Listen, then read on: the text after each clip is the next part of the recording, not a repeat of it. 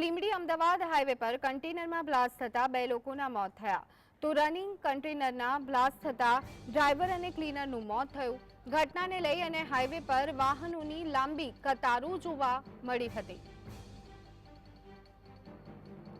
તો આ જે દ્રશ્યો છે આપ જોઈ રહ્યા છો, આ કોઈ આગ નથી લાગી, પરંતુ લીંબડી અને અમદાવાદ હાઈવેના દ્રશ્યો છે કે જ્યાં કન્ટેનરમાં બ્લાસ્ટ થયો હતો અને તેના કારણે આ આગ જોવા મળી હતી। અને આ કન્ટેનર બ્લાસ્ટ થતાની સાથે 2 લોકોના મોત થયા છે। ડ્રાઈવર અને ક્લીનરનું મોત નીપજ્યું હતું। ઘટનાને લઈ અને હાઈવે પર વાહનોની લાંબી કતારો જોવા મળી હતી।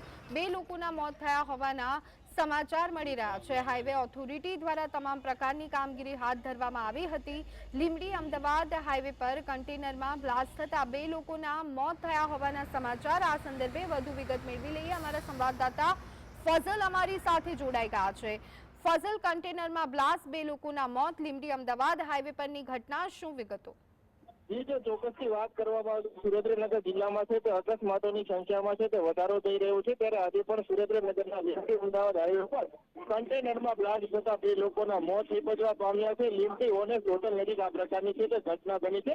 ઉલ્લેખનીય છે કે રનિંગ કન્ટેનર જતું હતું અને તેમાં અચાનક શોર્ટ સર્કિટ સર્જાયા બાદ આજે આ જે ટ્રેલર છે તેમાં અચાનક બ્લાસ્ટ થયો હતો। ડ્રાઈવર અને ક્લીનરનું ઘટના સ્થળે મોત થવા પામ્યું છે। જોકે લીંબડી તેમજ આજુબાજુની ફાયર બ્રિગેડની ટીમ પહોંચે તે પહેલા બ્લાસ્ટના કારણે એટલી ગંભીર આગ લાગી હતી કે ડ્રાઈવર અને ક્લીનર બંને જીવતા કન્ટેનર તેમાં જીવતા ભૂંજાયા છે। અને આ ઘટનાને લઈ અને હાઈવે ઉપર પણ લાંબી કતારો લાગી છે। પોલીસ ઘટના સ્થળે દોડી જઈ અને આ મુદ્દે તપાસ હાથ ધરી રહી છે।